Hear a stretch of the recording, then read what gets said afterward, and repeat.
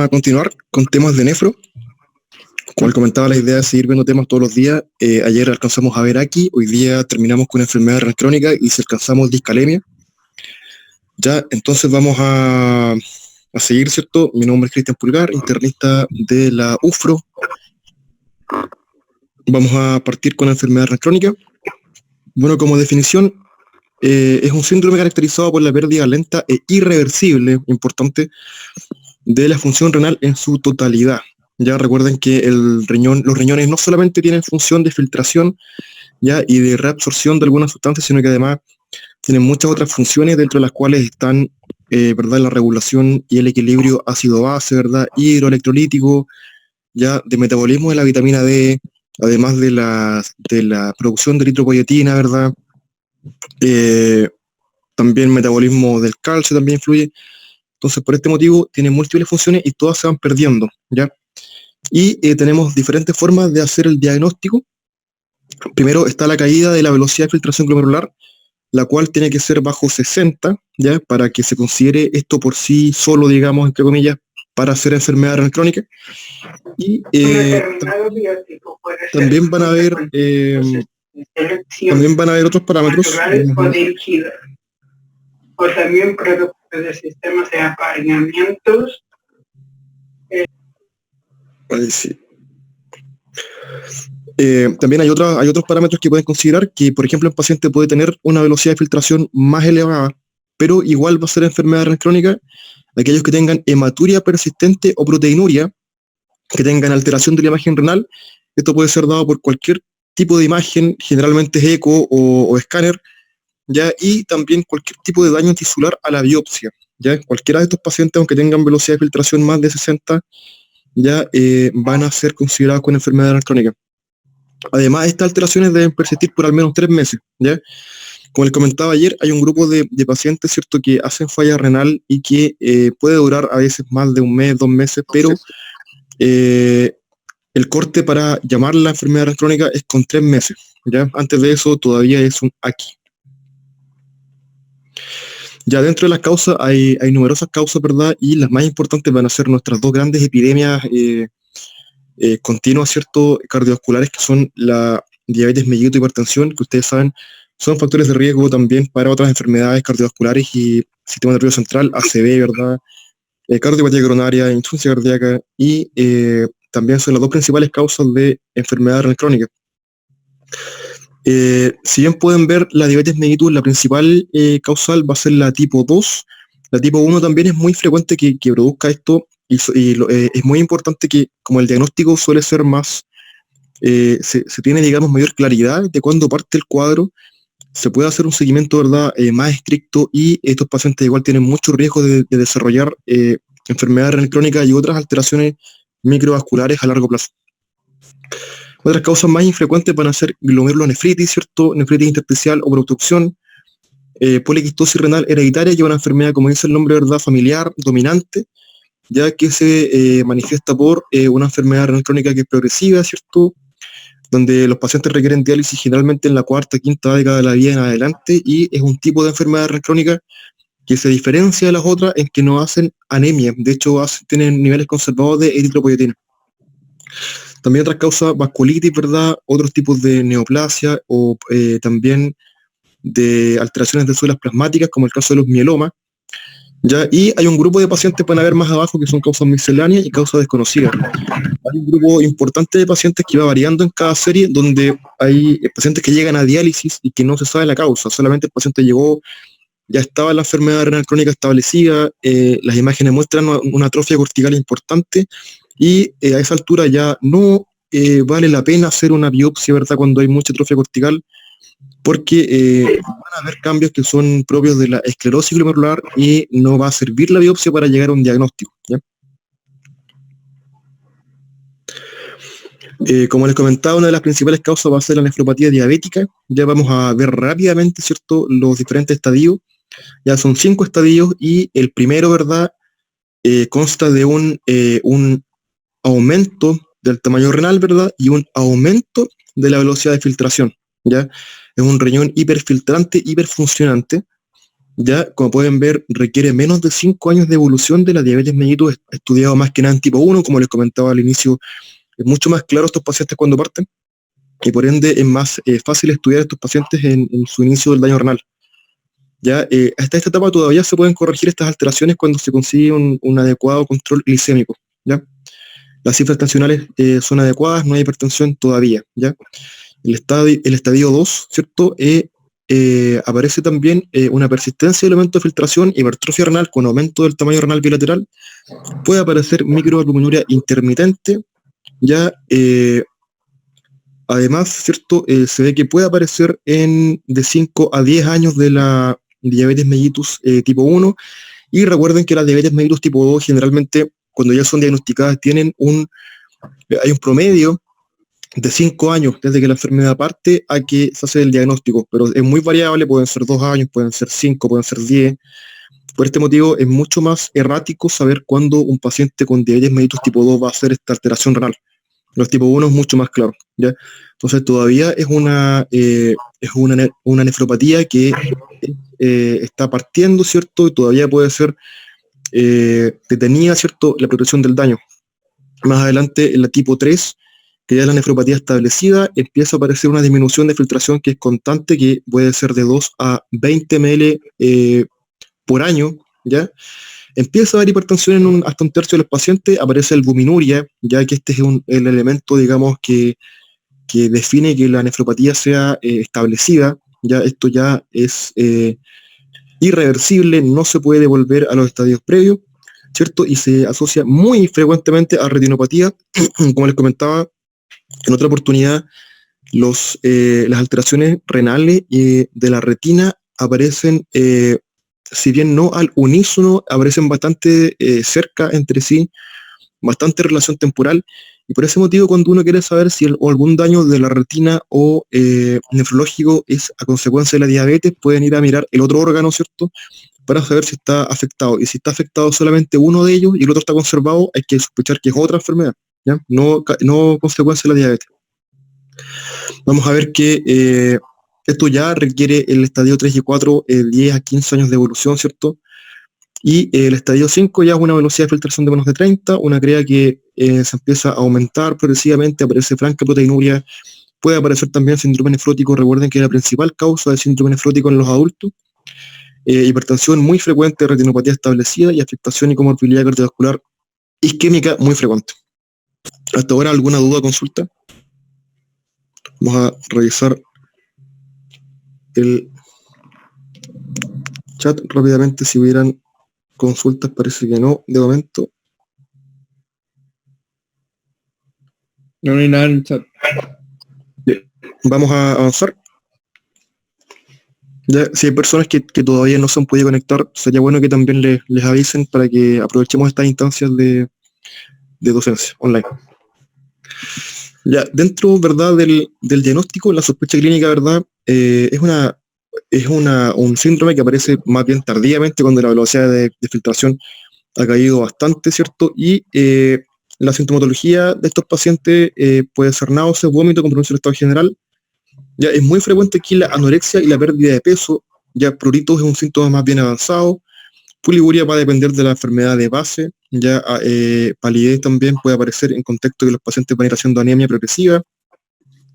Más adelante puede aparecer dolor abdominal agudo, que puede ser parte de los diferenciales de abdomen agudo de causa médica. Puede aparecer también fluido urémico, síndrome hemorragíparo. Ya puede aparecer escarcha urémica, ¿cierto? A nivel bioquímico va a aumentar la CREA, la urea, el nitrógeno ureico. Puede ir apareciendo acidosis metabólica en el tiempo, que es altamente frecuente que esto pase. Recordemos que los protones se eliminan normalmente por vía urinaria, y cuando hay una disminución de la filtración, dejan de eliminarse en gran proporción y se empiezan a acumular y baja el pH. ¿Ya? También aparece hiperfosfemia, que recordemos que es lo primero que se eleva ya cuando hay una disminución del clearance.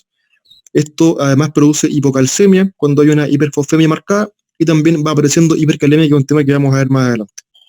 De las imágenes aparece una reducción del tamaño renal a costa del grosor cortical, ¿ya? Se pueden ver riñones que muchas veces son bastante disminuidos de tamaño, pueden llegar a ser de 6 centímetros perfectamente bilateral, riñones atróficos, ¿cierto? Y también se pueden ver en otros exámenes que pueden ser, por ejemplo, un TAC. Pero la eco viene a ser de elección porque es más disponible y porque no emite radiación. Dentro de las fases de la enfermedad renal crónica, ¿verdad? De las etapas, vamos a ver que, recordando, dijimos que cuando van a fijarse solamente en la velocidad de filtración, es una ERC franca, aquella que está del estadio 3 hacia abajo, porque tiene que ser de 60 o menos ya de ml de velocidad de filtración. Sin embargo, hay unas etapas que son más precoces, ¿verdad? Que son la 1 y la 2. La 1 es cuando la velocidad de filtración es más de 90, la 2 de 189, la 3 es hasta 30, la 4 es hasta 15 y la quinta etapa es bajo 15. Y eso ya es indicación de diálisis crónica a permanencia, ¿ya? Lo de las etapas, ¿cierto? Y las fases de la enfermedad renal crónica están dadas también para poder establecer diferentes objetivos ya de tratamiento. Y sabemos que en las etapas 1 y 2 lo más importante es identificar la causa, identificar por qué el paciente está perdiendo función renal, será diabético no diagnosticado, hipertenso, ya ir a buscar qué es lo que está pasando y evitar, en verdad, que este daño aumente.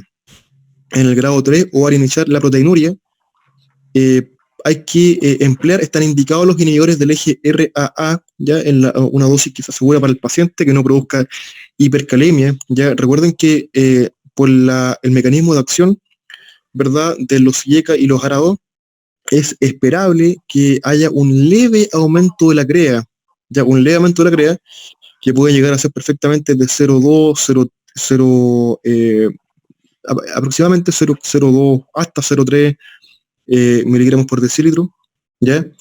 Y esto tiene que ver por la alteración de la microvasculatura a nivel de la arteriola efferente, ¿ya? Porque hay una disminución de la presión glomerular y un poco menos de filtrado. Esto es esperable y por ese motivo hay que estar igual pendiente de que el alza sea bastante leve, ¿verdad? Y que no aumente en el tiempo, digamos, ¿ya? Está estudiado, ¿verdad?, que los inhibidores del eje RAA van a evitar que progrese el daño porque la proteinuria es uno de los principales marcadores de daño renal. Además de ser un importante factor de riesgo cardiovascular, con aumento del riesgo desde diferentes tipos de cardiopatía isquémica, ¿verdad?, hasta otros marcadores como o enfermedades como ACV. Tenemos además que en la etapa 4, ya de una velocidad de filtración de 15 a 29, ya el paciente debiera estar empezando a prepararse para la terapia dialítica. Ya la diálisis, como ustedes saben, es la terapia de reemplazo renal que para estos pacientes, ¿verdad?, va a ser crónica y que idealmente debe ser por fístula, ¿ya? La fístula, como les comentaba el día de ayer, es una cirugía, ¿cierto?, que se hace a nivel que generalmente es de la extremidad superior y que se comunica, ¿verdad?, una arteria con una vena de forma quirúrgica y consigues un vaso nuevo, ya que tiene características de ambos vasos mencionados. Es un vaso de alta presión, ya que es una característica arterial, y de alta capacitancia, que es una característica más bien venosa, ¿ya? Esto les permite que se pueda hacer la diálisis con más facilidad, además de que tiene menos riesgo de complicación que un catéter, ¿verdad? Se infecta menos, se trombosa menos, pero de todas formas esto puede ocurrir, pueden haber diferentes complicaciones, pueden sangrar, se pueden trombosar, pueden hacerse disfuncionales, ¿cierto? Se pueden infectar, pero siempre menos que un catéter, ¿ya? Lo más complicado de esto es que depende mucho de los recursos, depende de un pabellón, de un equipo experimentado de cirugía vascular, listas de espera, y muchas veces la cirugía, ¿verdad?, son una o dos cirugías las que requieren, y además de un tiempo de maduración de al menos un mes. Entonces todo el tema de la fístula es bastante complejo y requiere un tiempo importante de preparación, por lo cual en nuestro medio es muy complejo que todos los pacientes partan con fístulas, generalmente parten con catéter por un tema de la urgencia, ya que no alcanzan a pasar todo el proceso de hacer la fístula. En la etapa 5, ¿verdad?, el paciente ya debiera estar siendo manejado con terapia de reemplazo renal a permanencia, ¿ya? Y idealmente, como les comentaba, por la fístula. Si bien puede ser máquina de diálisis, también hay que considerar otras opciones, ¿verdad?, donde las grandes terapias van a ser tres opciones. Ya una es la terapia de reemplazo renal por diálisis, ¿cierto?, por hemodiálisis. El otro tipo va a ser peritoneodiálisis, ¿verdad? Que es un tipo de diálisis que permite al paciente desplazarse, movilizarse más, ¿cierto? No depende de esta dependencia de que son las diálisis trisemanales. La peritoneodiálisis son todos los días, ¿verdad? Varias horas de conexiones, generalmente nocturnas, y también pueden presentar complicaciones, ¿cierto? Requieren una cirugía abdominal, y también se pueden infectar, pueden hacer peritonitis y otras complicaciones que pueden surgir. El tercer tipo es el trasplante, que está priorizado más que nada para pacientes jóvenes, ¿cierto? Con enfermedades que son bastante variables en cuáles pueden ser. Y hay todo un tema de ver la compatibilidad, ¿verdad? La inmunosupresión que tú dejas al paciente, y recordar que hay muchos trasplantados que el injerto les dura un tiempo. Hay pacientes que duran a veces 5 años, 10 años, hay otros que pueden durar más, pero requiere de un control estricto por nefrólogo y el equipo de urología también. Vamos a ver que además de la clasificación, ¿cierto?, que acabamos de ver por estadio, por etapa, hay otra que se le agrega más adelante, ¿cierto?, que es como sufijo, que sea A1, A2, A3, según el grado de proteinuria y albuminuria que haya. Ya recordemos que estos son marcadores de progresión del daño renal y un importante factor de riesgo cardiovascular. Por ese motivo, se le agrega a la clasificación grado 1, 2, 3, 4, 5, el A1, A2 y A3, según los rangos que aparecen en la diapositiva, ¿cierto?, de proteinuria. Además, vamos a ver que el grado 3, ¿verdad?, mencionar que va a haber una subclasificación A y B, ¿ya?, donde la grado 3A va a ser de 45 a 59 ml, ¿ya? Y el grado 3B va a ser de 30 a 44 ml, ¿ya? Por este motivo hay que irse guiando por esto para establecer cuál es la etapa del paciente.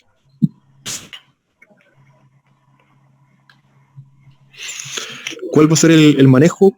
Bueno, hay un tema aquí que es un poco más controvertido respecto a la dieta, ¿cierto? Partiendo por las medidas generales, va a ser que los pacientes, como dijimos, con proteinuria van a tener más marcado el daño renal, la progresión del mismo, y la restricción proteica ha mostrado algún beneficio en hacer que haya una menor progresión del daño. Ya las diferentes guías no se han puesto muy de acuerdo en cuanto a debe ser la restricción de la misma, ¿cierto? Y hasta qué fase. Ya le consulté el tema hace pocos días atrás a la doctora Tatiana Vázquez, que es nutrióloga, ¿ya?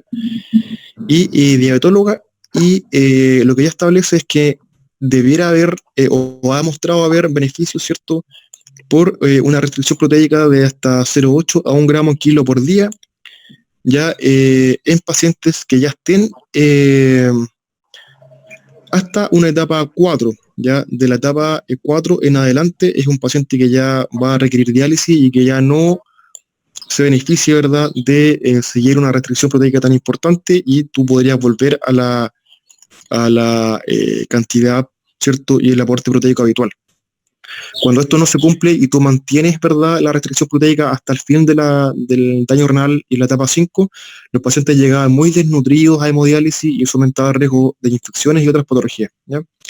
Además hay que hacer una restricción de NaCl, ¿verdad?, de fosfato, una dieta hipofosfémica, hipocalémica, ¿verdad?, aportar complejo B, ácido fólico. Recordemos que los pacientes que están ya en hemodiálisis, la máquina es capaz de filtrar un poco y extraer una cantidad de ácido fólico. Ya por ese motivo los pacientes que probablemente ustedes vieron en la sala de medicina interna estaban con un aporte de ácido fólico o vitamina B9, que es lo mismo, a permanencia. ¿Ya?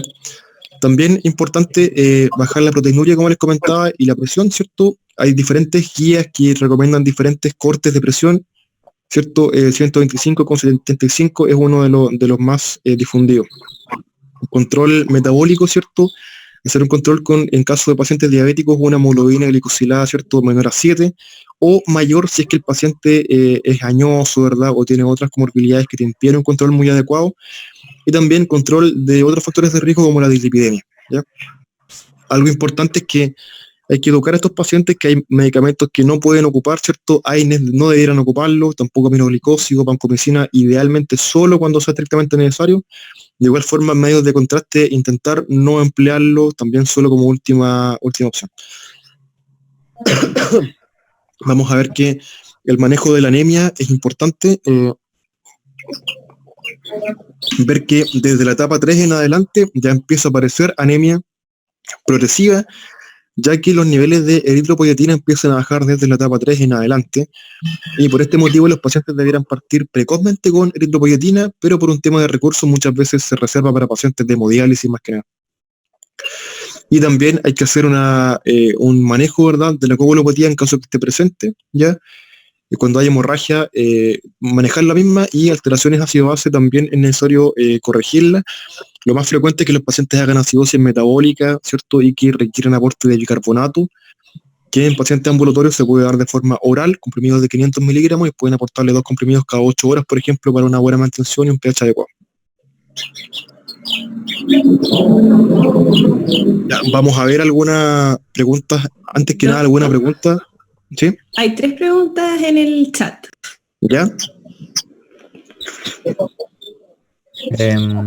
La primera dice que en estadios iniciales, ¿existe algún grado de reversibilidad del daño renal o depende de la causa? Va a depender de la causa, más que nada. Va a depender porque, por ejemplo, cuando hay ya una nefropatía diabética establecida, es una progresión del daño. Generalmente es difícil volver atrás. Probablemente el 90-95% de los casos no va a ser posible algún grado de recuperación. Ya hay escasas enfermedades que permiten un aumento de la velocidad de filtración o suspender fármacos que alteran la función renal, pero la gran regla es que en la enfermedad renal crónica, cuando ya empieza a caer la velocidad de filtración, no hay vuelta atrás. Los riñones, de hecho, recuerden que es fisiológico y es normal que todos tengamos una pérdida de la función renal que es progresiva, y que es aproximadamente de 1 ml kilo año desde los 30 años en adelante. ¿Ya? 1 ml por cada 1,73 metros de superficie corporal. Esa es la media. ¿Ya? De los 30 años en adelante perdemos 1 ml de clearance. ¿Ya? Entonces es hasta normal y esperable que aun cuando hay alguna enfermedad, la caída es más brusca y es mayor. ¿Ya? Dijeron que habían otras preguntas, pero es igual, ¿no? Sí. La otra pregunta que hay dice, en general, ¿cuánto tarda un paciente en evolucionar de una etapa a otra? Eso es variable. Por ejemplo, como vimos el caso de la nefropatía diabética, hay pacientes que pueden demorar perfectamente hasta, parten, ¿verdad?, con la nefropatía establecida 10 años, ya, y esto es muy variable de diferentes factores. Por ejemplo, mientras más factores de riesgo tenga un paciente, más rápido avanza. Por ejemplo, un paciente que es usuario crónico de AINE, ¿verdad?, que tiene hipertensión, que tiene diabetes, es un paciente que va a avanzar mucho más rápido que uno que tenga solamente diabetes, ¿ya? Entonces va a depender mucho de la enfermedad, de los factores de riesgo concomitantes, ¿verdad?, y también de la edad. Hay pacientes que alcanzamos a ver algo ayer, cuando hay pacientes con AKI, son pacientes que ya perdieron un grado de función renal, y más adelante, si es que son hipertensos diabéticos, la función renal va a bajar mucho más rápido. Son riñones que quedan más vulnerables, que ya perdieron función en parte, y esa función renal que les quedó va a ir cayendo mucho más rápido en el tiempo. Pero sí, como un tiempo específico, regla general para todos, donde haya un tiempo en que pasa para avanzar a cada etapa, no hay. Depende de cada paciente y las enfermedades que tenga.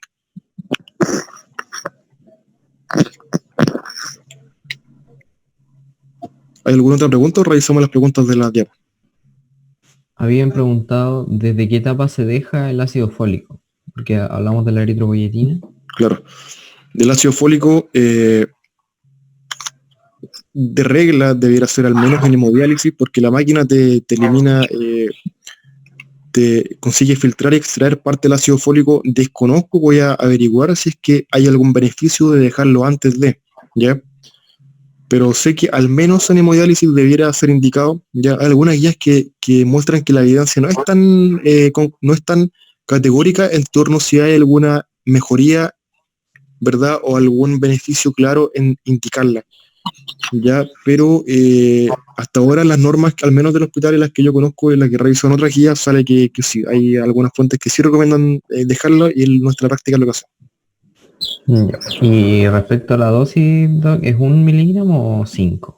5 por día. Ya. Ya, vamos a ver algunas preguntas.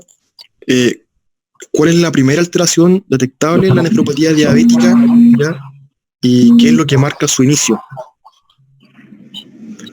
Ya, aquí vamos a ver que recuerden que la nefropatía diabética establecida tiene un elemento, ¿verdad?, clave. Ya, esto se ha preguntado en alguna oportunidad, ¿cierto? Me parece más que en el MIR que en el EUNACOM. Y aquí, ¿cierto?, lo principal va a ser la microalbuminuria como el elemento, ¿cierto?, que va a marcar el inicio de la nefropatía diabética establecida. ¿Ya? Que recuerden que es la etapa 3 de la nefropatía diabética. ¿Cierto? Tenemos otro caso acá, un paciente con insuficiencia renal crónica, secundaria hipertensión arterial, presenta palidez, contractándose hematocrito de 27%, con hemoglobina de 9, ya un BCM de 90. Se solicita clearance de creatinina que resulta 45.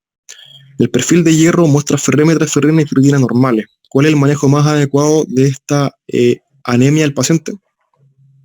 Eritropoyetina. Eritropoyetina. Aquí hay un elemento que no les haya mencionado, que las diferentes guías recomiendan que los niveles de hemoglobina deberán tener como meta al menos 10, ¿ya?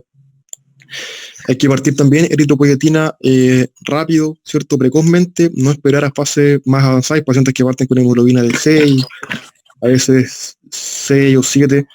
Y lo otro, recuerden, así como un dato aparte, que cuando tengan dudas de cuándo es anemia y cuándo no es anemia, esto lo vamos a ver más adelante en otra semana, pero la anemia, ¿cierto?, la clasificación de la OMS dice que en los hombres tienen anemia cuando la hemoglobina es bajo 13, mujeres bajo 12 y mujeres embarazadas bajo 11. ¿Ya? 13, 12, 11. Anemia en hombre, mujer y mujer embarazada. ¿Ya? Entonces este paciente tiene, ¿verdad?, anemia, y el manejo aquí es con eritropoyetina.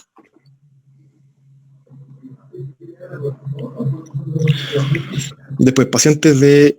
esta pregunta no me parece que está adecuada, así que la vamos a sacar. No, esta no me parece que está adecuada.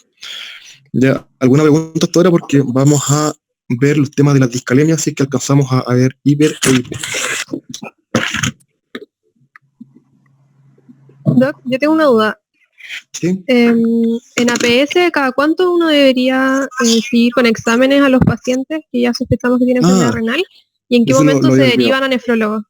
Sí, se deriva a nefrólogo todo paciente con enfermedad renal crónica de etapa 3 en adelante, ya con clearance bajo 60. Está comprobado y hay evidencia de que un control por internista o nefrólogo, la derivación puede ser tanto a nefrólogo como internista. Ya esta derivación mejora, ¿verdad?, los outcomes y baja la progresión del daño renal, ajuste de las dosis de fármacos, ¿verdad?, modificación de los fármacos, educación nuevamente, ¿cierto? El paciente debiera ser derivado con clearance bajo 60.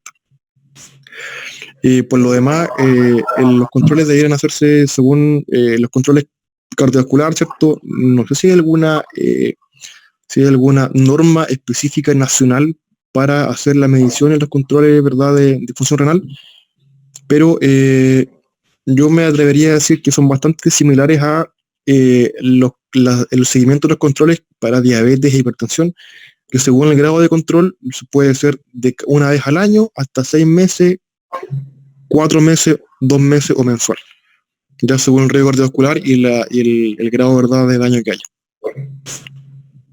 Ok, gracias. Vamos a ver. Quedaron algunas preguntas en el chat, igual. Pero... Sí, ¿alguien las puede leer, por favor? Ya, yo las leo. Preguntaron si se estudia la anemia o se asume que es por enfermedad renal crónica, pero eso creo que lo mencioné. Si se estudia, ¿cómo se estudia? O sea, si se estudia otra causa o se asume que es por enfermedad renal crónica, la anemia. Debe ser estudiada.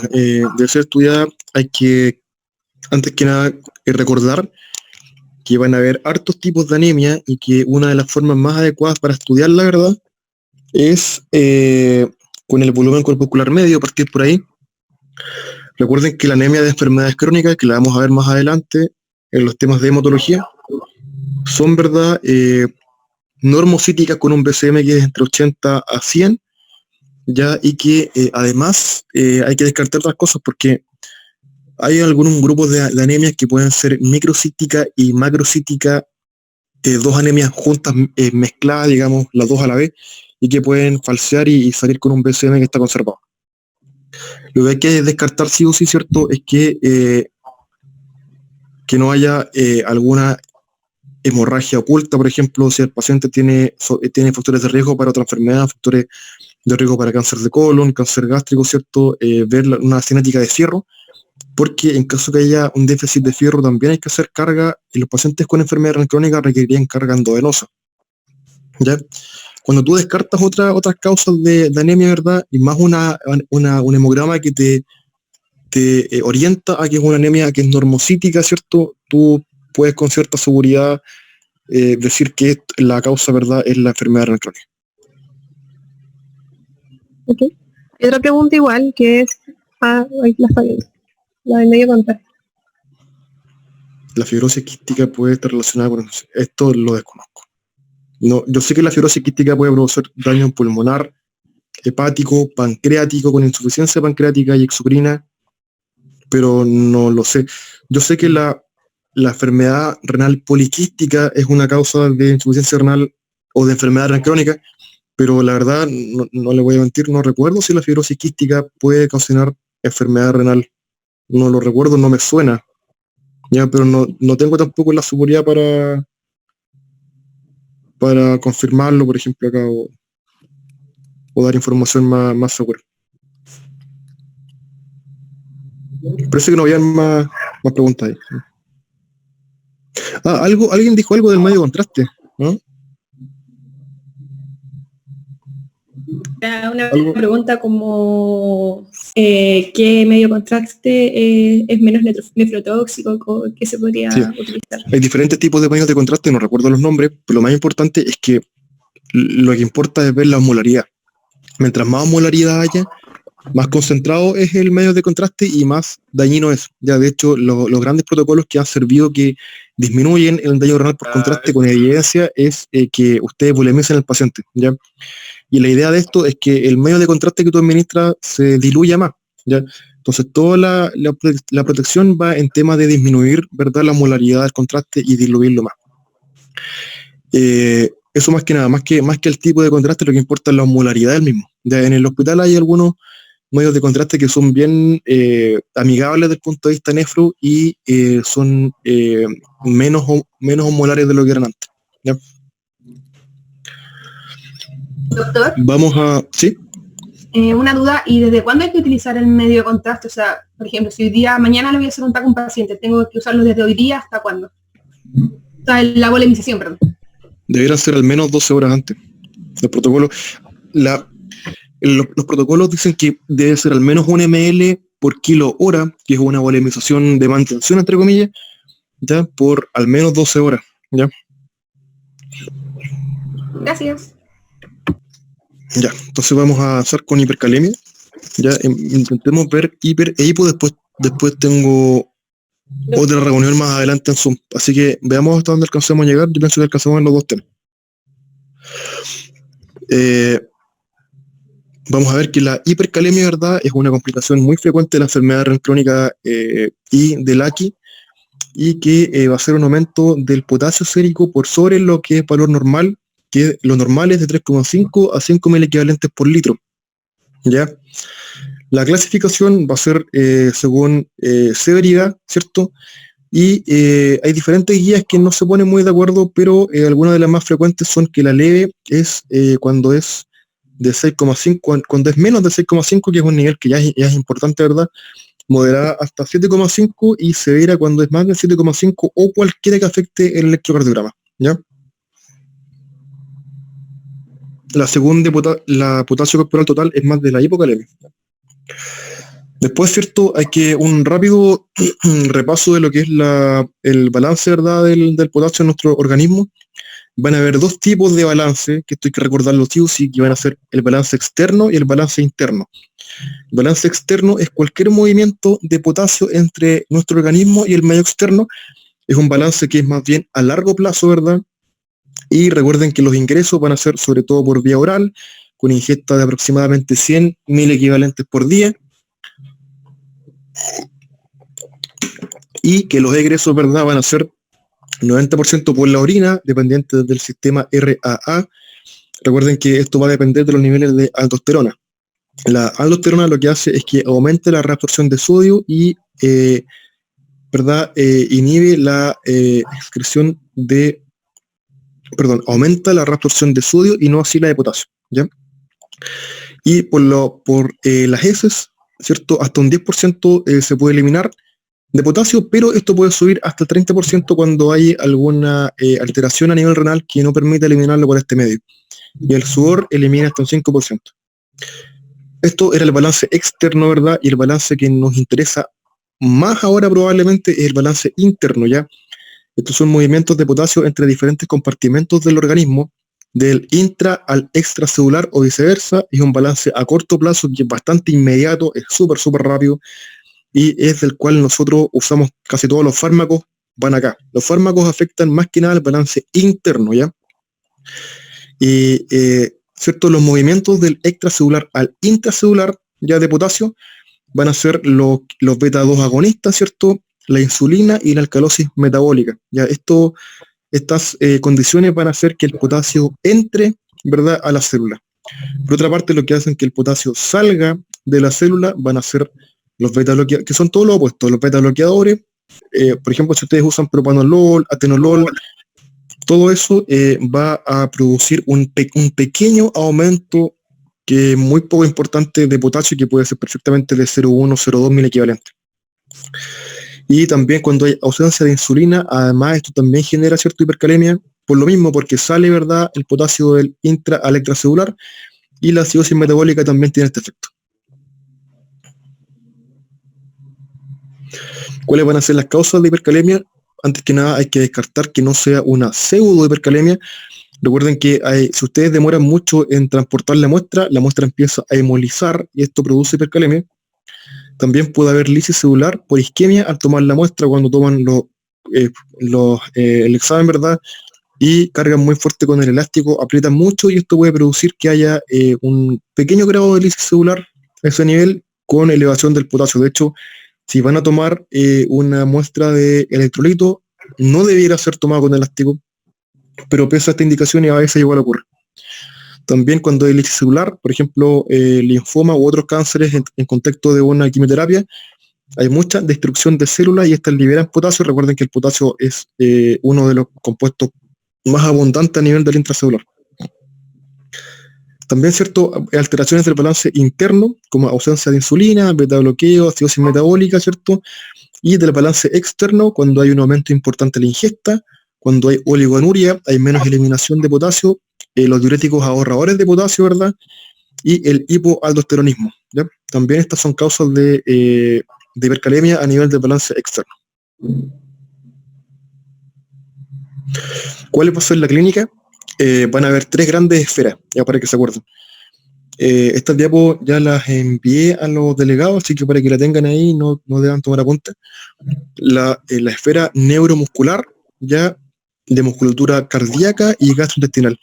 Como pueden ver en el esquema está súper claro que son más que nada células musculares de los diferentes 3 tipos que tenemos, ¿cierto? A nivel de musculatura estriada, puede haber parestesia, ¿verdad? Parálisis flácida, que ya se requiere a niveles muy elevados, ¿cierto? Adinamia, a nivel cardíaco, aparecen alteraciones del electro con diferentes tipos de arritmia, bloqueos AV, arritmias ventriculares, inclusive puede llegar a ritmos de paro, ¿ya? Como sistolía. Y a nivel gastrointestinal pueden aparecer náuseas y vómitos, ¿ya? Estas son las alteraciones cardíacas de la hipercalemia. Como pueden ver, son progresivas, ¿cierto? Y va a depender de los niveles de potasio que haya. Cuando el potasio es de 5,5 a 6,5, ¿verdad? Lo primero que aparece son T picudas, ¿cierto? Que son T importantes, altas, son más altas que el QRS, ¿ya? Después, con niveles más elevados, ya en potasio hasta 8, hay un aplanamiento importante de la onda P. El PR se empieza a prolongar, ¿cierto?, progresivamente y se ensancha el QRS y se va deformando el QRS, ya pierde su forma característica. Como pueden ver, es como tomar el electro y estirarlo, ¿cierto?, y cargarlo hacia arriba, con todas las ondas que se van haciendo más altas a medida que van avanzando. La P es muy pequeña, QRS un poco más pequeño, y después la T muy alta, como que va creciendo hacia arriba en amplitud el electro. Y después el potasio sobre 8, hay una ausencia de onda P, un QRS dismórfico, o puede aparecer perfectamente un ritmo idoventricular, ya con un patrón bastante parecido al que ven en el último complejo de más abajo. Recuerden que cualquier alteración que afecte el electro automáticamente califica como hipercalemia severa, ¿ya? ¿Cierto? ¿Cuál va a ser el manejo? Esto es muy importante y lo saben muy bien las personas que ya han hecho el internado de medicina interna hospitalaria, ¿cierto? O cirugía. Hay diferentes medidas, ¿ya? Y van a haber medidas que son muy rápidas, que son las de elección, partir por ellas, ¿verdad? Las que van a salvar la vida. Y las otras medidas que demoran un poco más y que te van a permitir darte un poco más tiempo para corregir la causa, ¿verdad? O que el paciente entre de hemodiálisis en caso necesario, de urgencia. La medida más rápida, ¿verdad? La de elección aquí, ante una hipercalemia importante, es el gluconato de calcio, ¿verdad? Al 10%. Estos son ampollas que deben ser pasadas lentamente, como mínimo en 2 a 3 minutos, ¿verdad? Actúa casi inmediatamente, en menos de 5 minutos, su acción ya comienza, y se puede repetir cada 15 minutos, ¿ya? El efecto de este fármaco es bastante corto, el efecto dura cerca de 30 minutos, tope 1 hora, ¿ya? Y pese a esto, muchas veces uno ve, ¿cierto? En medicina interna u otros servicios que cuando hay potasios de 7 o de 6,5, por ejemplo, indican estos gluconatos de calcio, por ejemplo, una ampolla cada 6 horas, cada 8 horas, que eso no sirve absolutamente de nada. La indicación es clara y esto es una medida de salvataje, ¿verdad? Para darle tiempo para que se puedan emplear otras medidas que bajen más el potasio. La indicación debiera ser una ampolla cada 1 hora como tope, ¿ya? Y esos otros, como les comentaba, de cada 6-8 horas no sirven de nada. Debe ser la indicación mucho más rápido. Después, otra medida, ¿cierto? Es la solución polarizante, ¿verdad? Que la acción ya comienza en los primeros 15 minutos, debe ser administrada en 30 a 45 minutos. Pasa frecuentemente que la confunden con la carga de potasio, que es lo opuesto, que es pasarle potasio al paciente. Y esa es la carga es la que se deja en 4 a 6 horas, pero la solución polarizante se deja en un tiempo bastante corto, 30 o 45 minutos. Doctor, una consulta. ¿Sí? ¿El gluconato se va a usar en todos los pacientes con hipercalemia o los que tengan alteración electrocardiográfica, no? En todos, porque la alteración electrocardiográfica puede partir abruptamente, ¿ya? Ya. Sí, cuando se eleva el potasio ya es una alteración que debe ser considerada grave. El paciente a veces te dan esta progresión de los electros, otras veces avanza rápidamente. Por ejemplo, ustedes mismos, si ustedes tienen un potasio, por ejemplo, que está normalmente de 3,5 o un potasio de 4, y algo ocurre en su organismo y le sube rápidamente un potasio de 6, ustedes no van a estar acostumbrados a ese potasio y rápidamente pueden caer arritmias, ¿ya? Así que la hipercalemia debe ser corregida siempre, ¿verdad? Y deben identificar la causa y emplear todas las medidas para que tengan el tiempo adecuado para poder hacer esto. Ya, la solución polarizante, como les comentaba, consiste básicamente en pasar una solución de suero glucosado más insulina. La insulina es lo que nos interesa ahora pasar, ¿verdad? Porque recuerden que tiene este efecto que hace que el potasio entre a las células, ¿ya? Entonces, el potasio que está en el plasma, ya entraría al intracelular y nos daría más tiempo, porque esto igual tiene un tiempo dado, este efecto no es para siempre, dura un tiempo nomás. Ya, y la solución polarizante van a tener 2 grandes formas de hacerla, que son una es de 500 ml, ¿cierto? De suero glucosado al 10% más 10 unidades de insulina cristalina, o 250 al 20%. Lo que importa es pasar los mismos gramos de glucosa, ¿verdad? ¿Y por qué esta indicación puede estar más concentrada, como ven? Porque recordemos que un grupo de estos pacientes van a ser aquellos con enfermedad renal crónica, y muchos de ellos van a tener anuria, ¿cierto? O pueden tener una oligoanuria con 200 ml, ¿cierto? 250 ml de diuresis por día. Y estos pacientes pueden tolerar a veces muy mal la sobrecarga de volumen. Entonces, en ellos se prefiere pasar una dosis más baja, por ejemplo, 250 con más glucosa más concentrada nomás. Además, otro punto importante ahí es que muchas veces, por ejemplo, cuando hay infecciones en estos pacientes, se olvidan de que cada indicación que uno da, fármacos, ¿verdad? Antibióticos sobre todo, es un aporte de volumen. Por ejemplo, la cloxacilina, a modo de ejemplo, se diluye en verdad 2 gramos en 250. A veces cada gramo lo pasan en 250 ml y los 2 gramos los pasan en 500. Cuando eso ocurre, y si ustedes recuerdan las dosis, por ejemplo, una endocarditis, la dosis puede ser 2 gramos cada 4 horas, le están pasando 2000 de volumen adicional solamente con antibióticos. Es importante para estos pacientes recordar, ¿cierto? Y avisarle a la enfermera o de indicarle en la hoja de indicación que concentre los fármacos lo más que pueda, ¿ya? Para que no haya una sobrecarga de volumen importante. La siguiente medida es la nebulización, que puede ser, hay 2 tipos, que pueden ser con salbutamol o con verodual, también se puede. Lo que nos importa es que esto tiene una acción beta-2 agonista, ¿verdad? Y eso también mete el potasio a la célula. La acción es bastante rápida, parte en 15 minutos, ¿cierto? La nebulización debería ser por 10 a 20 minutos. Recuerden que el salbutamol es mejor para este objetivo, ¿verdad? Y puede ser perfectamente un cc de salbutamol más 3 ml de suero fisiológico, recordando que esto puede dar bastante taquicardia y recuerden que muchos de estos pacientes son adultos mayores. Hay pacientes que pueden gatillar FA con respuesta ventricular rápida, que pueden hacer taquicardias mal toleradas, pueden producir EPA, ¿ya? Pueden producir síndrome coronarios agudos, entonces no todo paciente va a andar bien con salbutamol. El salbutamol va a bajar en promedio 0,5 miliequivalentes de potasio por la administración, mientras que el verodual va a bajar en cerca de 0,3. Ya baja un poco menos, pero es bastante menos taquicardizante, ¿ya? Así que tienen que elegir bien el fármaco según el paciente que le van a administrar. Después lo siguiente, ¿cierto? Es bicarbonato de sodio, la ampolla viene de 10 ml al 1 molar, y esto sirve solo cuando hay acidosis metabólica, y cuando ustedes corrigen la acidosis, el pH normaliza bastante, y el potasio normaliza en directa proporción al pH que ustedes corrigieron. Es decir, si el pH está normal, no sirve de nada. Pues si el pH está, por ejemplo, en 7,2, y ustedes lo llevan a 7,35, van a corregir bastante el potasio, pueden perfectamente bajar un 1000 equivalente, ¿ya? Y lo otro que es lo mejor, lo cual lamentablemente el hospital no dispone, son las resinas de intercambio. Y una de ellas, la más importante, es el poliestireno sulfonato cálcico, que dejan, esto es enemas, ¿ya? Y es una solución que capta potasio rápidamente y después se libera, se bota. Y estos son de 15 a 50 gramos cada 2-4 horas, ¿ya? La última medida que podemos emplear, que no se recomienda emplear, pero es un salvataje, es lactulosa para inducir diarrea, ¿ya? Esto no van a pillar mucho al respecto, pero se emplea en casos de gran urgencia, ¿verdad? Y salvataje cuando estamos esperando la diálisis y no hay otras medidas que podamos usar por mientras, o las otras dejaron de responder, ¿ya? Recuerden que de las que estamos viendo aquí, las primeras de hecho, la primera, el gluconato de calcio, no modifica los niveles de potasio. Ya lo que hace es que es un estabilizador de membrana a nivel del sistema excitoconductor cardíaco, y lo que hace es que protege el corazón contra las arritmias. Eso es lo que hace, ¿ya?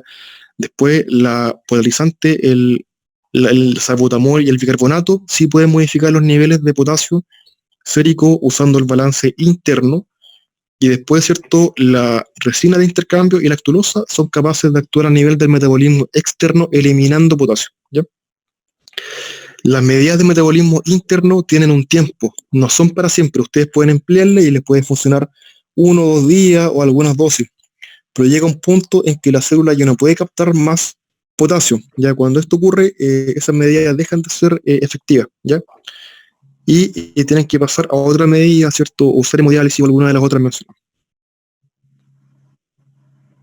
¿Cuál va a ser la conducta de la hipercalemia? Antes que nada, hay que repetir la muestra, sobre todo si es una hipercalemia que no les cuadra, que no es esperada, ¿cierto? Recuerden que en el hospital está la posibilidad de pedir perfiles críticos, que es una muestra que puede ser arterial o venosa, y que está lista en 15 minutos, es bastante rápida, y que les permite saber si es que la muestra que fue tomada inicialmente estaba bien o mal, y pueden salir ustedes de la duda, ¿cierto? Además, el electro es bastante importante, porque si está alterado, ya traduce una calemia que está elevada. Por ejemplo, si cualquiera de ustedes que están, ¿cierto?, en una edad 22 años más o menos, 23 años, van y se hacen un examen y sale un potasio de 7, yo al tiro sospecharía de que no es real, ¿cierto? Pero mientras esperas el resultado de la siguiente muestra para corroborar, igual puedes hacer un electro, ¿verdad? Y puedes optar por otras medidas para corroborarlo. Si el potasio está realmente elevado, ¿cierto? Ustedes deben monitorizar, pedir un electro y partir manejo, ya si ya corroboraron que es real, y además identificar y manejar la causa. Ya eso es lo más importante. ¿Dudas hasta ahora? Doctor, cuánto tiempo deberíamos recontrolar el potasio una vez iniciada la terapia? Debe ser de forma inmediata. Por ejemplo, si ustedes pasan la polarizante, pueden hacer un control al tiro. Y pueden ver que en los 3/4 de hora o en la hora de haberlo administrado, ya el potasio puede haber bajado de 7 a 5,5, por ejemplo. ¿Ya? Ya. Eso, hipocalemia. ¿Sí? Doctor, ¿cuándo se asume que el paciente no respondió al manejo médico? Sí, eso va a depender. Generalmente cuando tú dejas una polarizante, que es la más fuerte de las medidas empleadas, de las que tenemos disponibles en el hospital, y no responde, es decir, por ejemplo, le baja el potasio de 7 a 6,9, a 6,8, o no le baja nada, ahí tú dices que ya es refractario. Ya tú deberías esperar que baje al menos un miliequivalente, ¿ya? Si no baja con eso, hay que avanzar a diálisis, por lo general. ¿Ya? Recuerden que si no responde al manejo médico, ya es indicación de diálisis. No, en agudo. Doctor, ¿Sí? ¿el gluconato de calcio cuántas veces se deja por lo general? Se deja... buena pregunta. Tú lo dejas, ¿verdad? La primera dosis y la tienes que repetir cada 15 minutos hasta que normalice el electro o el monitor. Esa es la indicación. Y después se repite cada media hora a una hora. Pero tú para conseguir el efecto requiere a veces múltiples dosis. Mientras más alto sea el potasio, más dosis va a requerir. ¿Ya? La indicación es dejarla partir y repetirla cada 15 minutos hasta que ustedes normalicen el electro o el monitor. Ya, gracias. Ya, vamos a avanzar. ¿Alguna otra pregunta? Vamos a avanzar entonces con hipocalemia, ¿verdad? Esto un poquito más rápido por tiempo, pero vamos a ver que hay una disminución de la calemia, ¿verdad? Por bajo lo normal. Esto en las guías está mucho más de acuerdo en cuando es leve, moderada y severa, que es de 0,5 a 0,5, es decir, leve de 3 a 3,4. Después moderada, ¿cierto? Y llega hasta 2,5 y después severa bajo eso, ¿ya? O sea, va bajando de 0,5 a 0,5. Van a haber dos grupos importantes acá, que va a ser el con pool de potasio conservado y pool de potasio disminuido. ¿A qué se refiere esto? Por ejemplo, si llega un paciente de la tercera edad, un segundo. Si llega un paciente de la tercera edad con neumonía, ¿cierto? Y ustedes le dejan nebulización con verodual, es muy probable que ese paciente haga una hipocalemia leve con un potasio de 3,2, 3,3, ¿ya? Eso va a ser por fármacos, ¿verdad? Y va a ser con pool de potasio conservado, porque ese potasio va a estar en niveles adecuados, pero está dentro de la célula, porque el fármaco lo metió dentro de la célula, ¿ya? Entonces el potasio corporal total del paciente va a estar conservado. ¿Ya? Por otra parte, ¿cierto? El pool de potasio va a estar disminuido en un paciente que vaya por diarrea. La diarrea va a hacer que pierda potasio y la cantidad total corporal de potasio del paciente va a estar baja, ¿ya? Entonces, una depende del balance interno y la otra nuevamente del balance externo.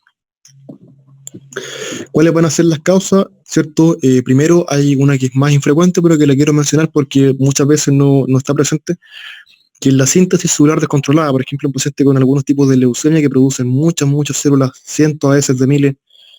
Recuerden, cada célula capta potasio. Cuando esto ocurre a nivel de la médula, por ejemplo, van quedando el potasio dentro de la célula y también causa hipocalemia. Las otras con balance interno van a ser exceso de insulina, ya beta-agonistas o hipertiroidismo, que lo que hace el hipertiroidismo es que aumenta la actividad, ¿cierto? Y el número de los receptores de catecolamina, ya, de forma que los mismos niveles de catecolamina van a causar más efecto, ya. La alcalosis metabólica también va a causar y perpetuar los estados de hipocalemia.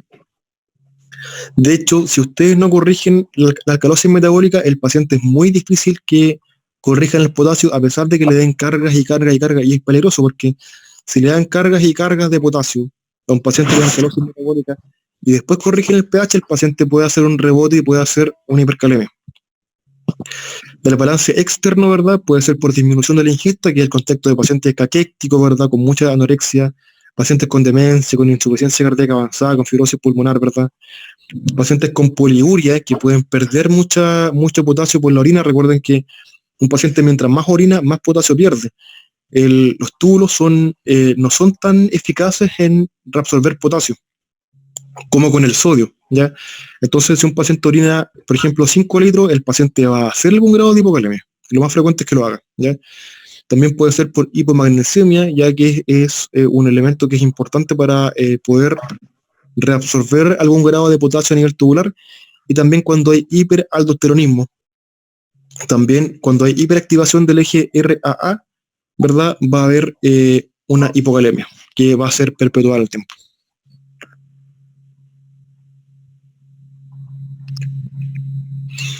¿Cuáles van a ser las manifestaciones electrocardiográficas? Va a depender, ¿verdad?, de los niveles.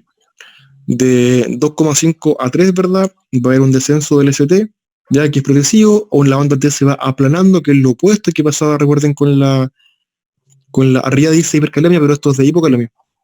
Recuerden que la hipercalemia es una T picuda y esta es una T aplanada, y aparece la onda U. La onda U aparece aquí con la flecha amarilla.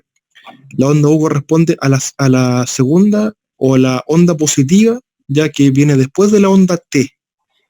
¿Ya? Y esto no es patoneumónico, pero sí es bastante orientador de que es una hipocalemia. ¿Ya? No es, como les dije, patoneumónico.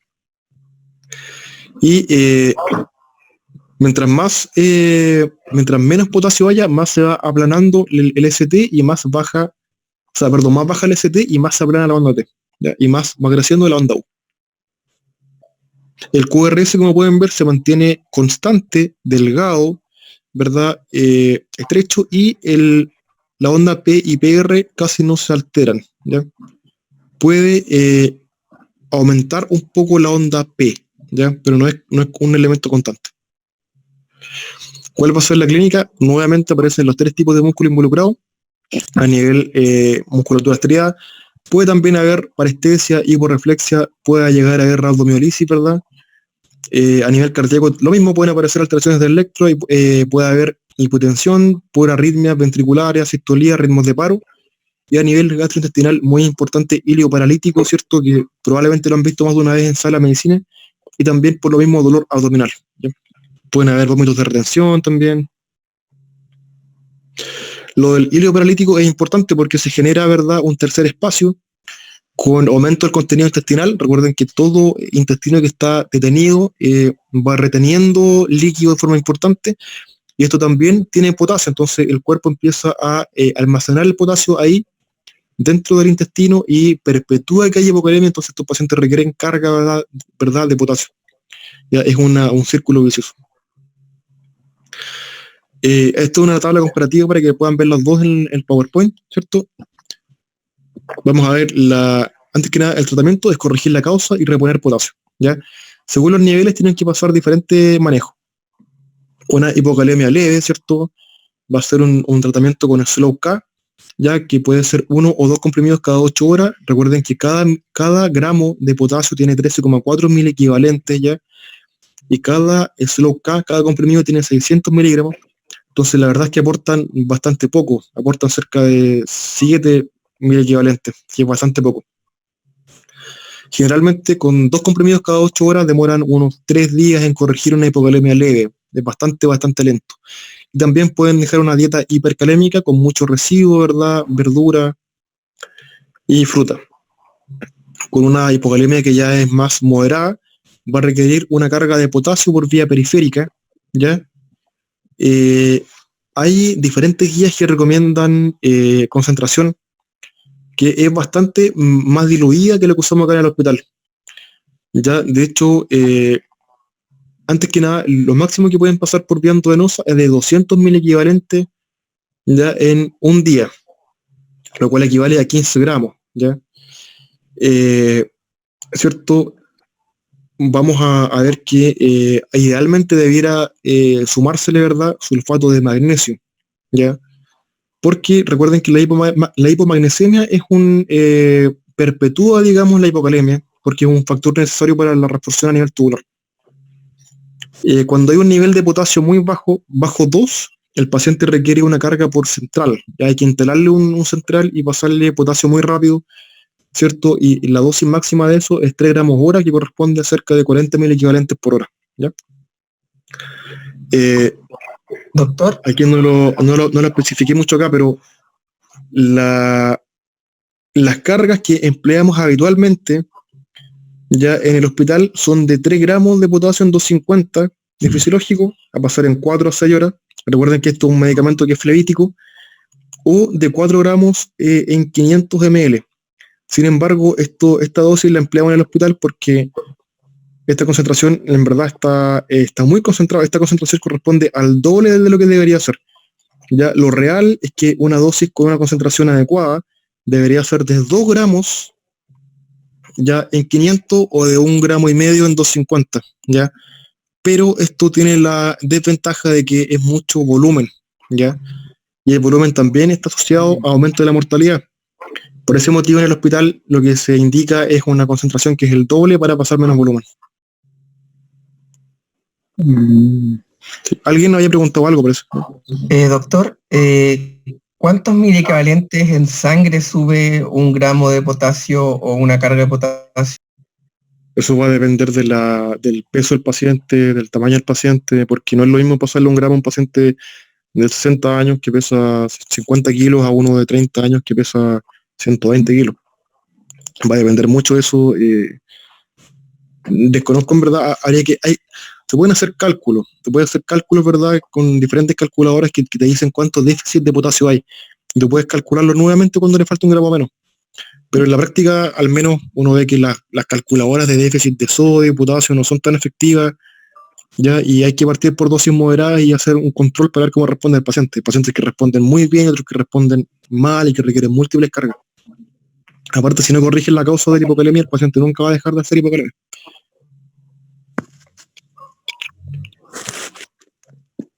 ¿Alguna otra duda, pregunta?